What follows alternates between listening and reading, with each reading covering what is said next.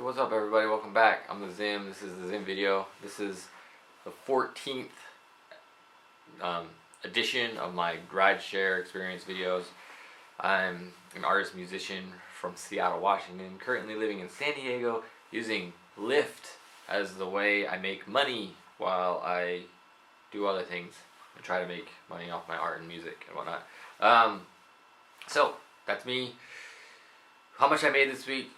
That's how much I made this week. I have a little more to say about it this time around. So, that's how much I made, and then I'll have that up for a second there, and then there's up is the daily breakdowns of how much I made each day. I'm really discouraged about how much I made this week because I feel like I worked really hard at making sure I was out there as much as I could be, and there just wasn't the rides available that I was looking for, hoping for, but I'm curious if it's my own fault. And here's what I mean. So, obviously I'm still learning how this all works, still trying to do it all. I just realized I didn't turn all my lights on. So, anyways, we just got one light source today. How we do it, how I do this process of this thing, and as you've been seeing in my previous videos, you know, I've said I never go out looking for rides. I always just come home and that kind of thing. But yet, if you remember last video, I told you I'm doing the express drive.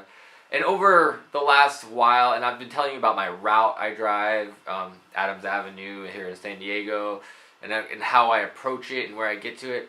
And I've recognized that, you know, I've been changing the way I do things and I've been making less money.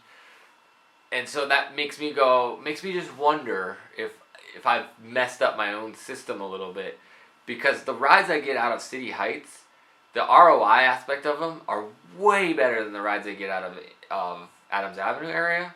They come through a little bit slower, but I make more. So it's just kind of like recognizing the patterns and being willing to sit and wait longer at home between rides and not getting anxious about the fact that I'm not getting a ride, because I'm testing it out this week. So last week, as you saw, I did pretty darn shitty. It was like, and I put a lot of hours in. I mean, so here I'll put up right now, I'll put the grid breakdown for the Express Drive bonus they offer for renting their car. I didn't make the best tier. I was out there, as you can see where I was out. The beginning of the week, I had my kids. That's why I couldn't work nights at the beginning of the week. But then toward the weekend, I was able to work a lot more, and I worked pretty much every peak time thing I could possibly do. On Saturday, there's 2 hours I didn't make, so my daughter's birthday was during the day, so I missed the 2 peak hours at like noon, and then I just couldn't make it past like 12 p.m. I was like, this is not safe. I just can't be on the road. I just will have to just hope that on Sunday, that there's only 2 peak time hours on Sunday, I'll get a couple more rides so I can at least get one tier of the bonus that I get for using the Express Drive system. But so it just, I don't know, it just either combination of me changing up my route too much, too many other drivers on the road, the time of year it is with school being out. I just figured it would be much better with so many families being in town for graduation and things like that there'd be more like activity. But maybe, I don't know, it just didn't really work out that way for me, and been really difficult. I posted something on the user group here in San Diego about expectations of time of the year, and nobody really answered that question directly, so I don't know if anybody in San Diego really knows the answer to that question in terms of what times of year you can expect dips in ride requests, because it really feels like right now it is, because when I first started in March, you know, you saw, if you go back, you saw that I nearly broke $1,000 a few times, and both those times were with truncated weeks, just like last week, where they were weeks that I didn't have all week to drive. So I was always thinking like, whoa, man, once I get an all week to drive, man, I'm going to go gangbusters. And the first week I had all week to drive was spring break week, which I only made $700 off of. But that was around the time I started changing up my driving habits a little bit, and not just coming home and working on projects and just waiting for requests. I was out there a little bit more, looking for rides, hanging out in Adams Avenue area a little bit more, and all the rides you get out of Adams Avenue, for the most part, the larger percentage of them are shorter rides and less money. Whereas in City Heights here where I'm at, the rides I get out of here are way better. I've already had 7 rides this morning. It's Monday morning, 7 rides, and I'm at $90 on the what they charge the passenger side. I didn't look at what I actually have, but 25% less plus tips in there. I've made a few tips already this morning, so that's way better. The average is way better. And I worked from 7 a.m. till noon, and I'm on a break right now, and I made basically $90 in that, or I'll just say $80 for the percentage that comes off. I made $80 within that window, which is really good in that window. I mean, Mondays are typically pretty good regardless, but in that window, that's really good. And now I have the rest. I'll start again at 3 o'clock and go till 11 and see what happens. So I'll basically report back to you next week with what I make this week, and because I'm totally shifting my philosophy on. Again, I'm not going down Adams Avenue. I'm coming down the freeway, just coming back home as soon as possible. I'm just waiting here. And I want to experiment and see what happens. Because I'd much rather, to be honest, here, I'll put the slide up of my my bonus circles things so you can see that. I got over, I needed 95 rides total for the best bonus, and I got 100 and something, and then 101 or something like that. And then I also needed 35 peak time rides, and I was 4 rides short, which is, anyways, so there's that. So just so you can see it. But now I'm changing my philosophy this week. I'm just coming straight home on 8 or whatever, not trying to go through neighborhoods to see if I can pick up a ride here or there, because it's been, back when I first started, that was the way I did it, and I did way better than what I've been doing the last few weeks. So maybe changing my own strategy messed up my ability to get the rides that I like. And so what I was gonna say is I'd much rather have make more money and pay. If I make $1,000 or more, then I will pay the fee for the rental and not sweat it. But if I make $600 and still not get the rental bonuses, that's just not good. That's not sustainable at all. So we'll see how it goes. I'll keep you posted on that whole process. Here's, I don't know if I'm forgetting anything, but anyways, here's my star rating. I've managed to, for most of this week, rock the 5.0 rating. So they'll be scrolling through my daily emails. We'll scroll through. The highest I got on the emails was 4.98, which is awesome. I'm back today. I'm back down to a 4.97, but still showing a 5.0 on the app side of things. So I'm pretty stoked about that 5.0 driver right here, and keeping it up there for now. So, I mean, it's just, again, so thick. What do you do that makes people want to rate you down? I don't know. You don't ever know. It's a mystery. So there's that. Okay, so I forgot to do my bullet points at the top. But anyways, I got 2 ideas that I want to talk about today. And one of them is the acceptance rate dilemma, I'm calling it. So acceptance rate idea. And then the other idea is the culture of drivers and what's going on around cancellation and no-show fees. So let's talk about it. So acceptance rate dilemma. So now that I'm doing the Express Drive program, and then there's the Power Driver bonus program, you have, like I showed you, you need certain types of rides in certain times, and not only that, but you also need your acceptance rate to stay above 90%. I managed this last week to stay at 100%. There was no weird reasons to drive, and I got a new phone. I got an iPhone 7 that I would sometimes lose a ride because my old phone would freeze up and stuff. So I got a new phone, so that's better there. So my acceptance rates will be better. But because of this idea, you need a requirement, especially for the Express Drive, I believe the Power Driver bonus is awesome to have, but because it is an actual bonus on top of what you get, it's a little bit, I think, less burdensome or anxiety inducing if you don't get it. Whereas when you're in the express drive programs, like I pay $235 for the car a week if I don't get my express drive or the bonus on it, and that's a pretty big chunk out of what you make. So it's like there is a bit of anxiety around trying to make those rides and making sure that you accept all the rides you get. And the fact that as of right now, there's no way to note in the system that someone of 18 years or younger or under 18-year-old is trying to request a ride from you.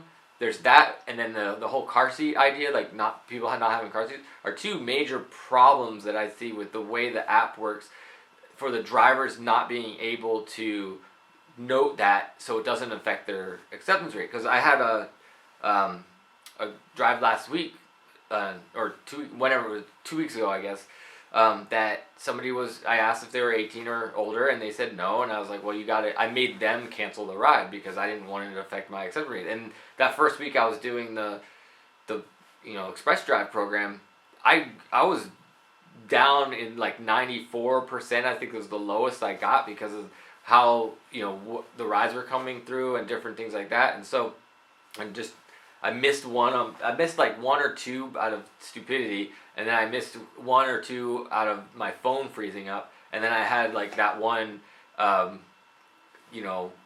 18-year-old passenger. So it's just like things like that. It's like there's other reasons where you'll miss rides that are your own fault, so you don't want to have somebody else's problem be your problem. And so that's why I think there needs to be a correction on the app for how to account for that, because if they're expecting us to keep a percentage rate at a certain point or acceptance rate at a certain point, then they need to help us out a little bit more with denying rides because of age and because of car seats.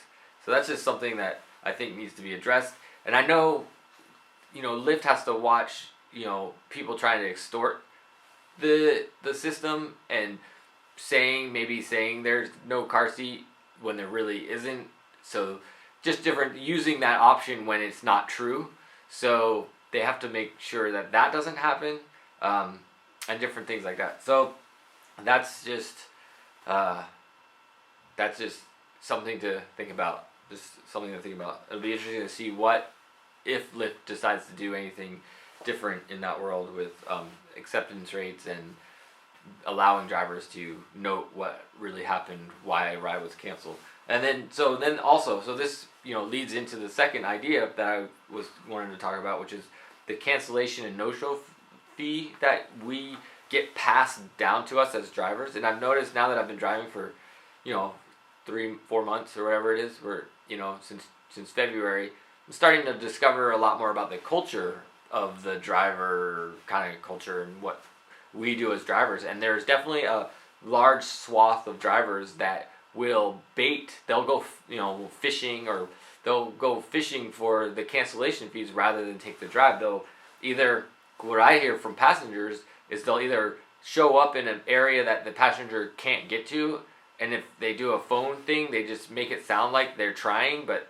they're really not, or unless they're really dense and they just the saying that I used to hear, I think it was Adam Carolla maybe used to say this, which is either you're stupid or you're lying.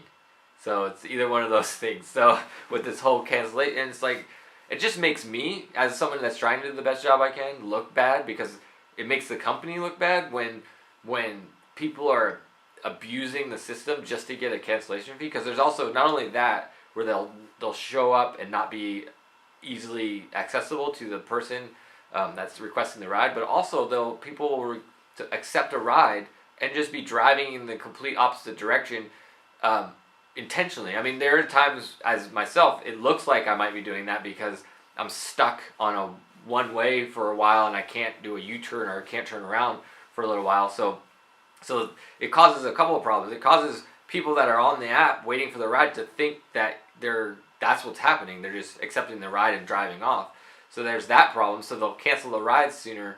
Does it annoy you as much as it annoys me when the passenger cancels the ride? I hate it. I want the ride. Let me go. Let me may take me 2 more minutes to get to you, but I'm on my way. But because of this culture of dishonesty. Basically, it's making it so drivers like me get kind of screwed out of potential drives in a way. So I don't like it. So what my idea around it is, and I know this is not would not be popular probably for most people, but is to get rid of the cancellation fee that gets passed down to us. Keep it on the app for when passengers decide to cancel a ride, so they get deterred from doing it readily. They just want to continue to do their ride, but we don't get anything out of it if they do cancel, because it'll take away that idea of fishing for the cancellation fee, and make it, but at the same time take away the cancellation fee and then raise the base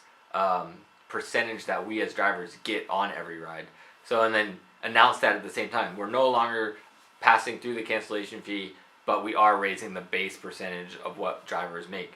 So it increases the desire for drivers to actually take the drive rather than try to get the cancellation fee. Because there are times, the average is $5, and depending on what city you are in, the cancellation fee is different, but pretty regularly in San Diego anyway, the cancellation fee is actually better than taking the ride, because you get more out of it. You get $5, where some of the rides you get, a lot of them you get $3.75 or $4 if that. So it's an interesting thing. And of course, like I mentioned about the acceptance rate idea, Lyft has to find ways to help the drivers out that can't be taken advantage of by the people that are trying to take advantage of the system. So those are some of the ideas. Those are some of the thoughts that came up this week. If you have any questions for me, forgot to mention at the top, thank you for everyone that's been part of this conversation with me. I've been getting more comments on the videos, which is awesome. So I really love hearing from you about your experience and questions you have if you're a new driver. And if you are a new driver, be sure to kick in the referral code, my referral code for becoming a driver. And I think if you're a new passenger, it works too. And you get a discount on your drives. I get some money, and if you want to be a new driver, you get a significant bonus. Which reminds me, back to the top of the video where I was talking about the time of year and all this stuff. I did notice on the app, I'll put the screenshot up here, on the app they're promoting more drivers to us drivers. They want to get more drivers out, and they've increased the bonus amount for this particular referral bonus when you email and text people. It's $700 for 350 rides. I don't know what it says right there. You can see it right there though. Which is interesting that, this last week was really shitty for ride requests, yet Lyft wants more drivers out. So I wonder if they're just planning for the summer, or if I'm doing it wrong, and you know what I mean. You know what I'm saying. But anyway, so there's that. And of course, I make things. One of them is a clutch purse. There's one on the wall. And, this microphone there's one on the wall right there. And, if you want a discount on them, you can find the link in the description of this video, but it's Lyft 20. Put that in the Etsy page when you check out. You get 20% off the clutches I have. I'm changing my philosophy around the clutches too, so they'll be going up in price, basically. I'm doing more artistic ones rather than production ones.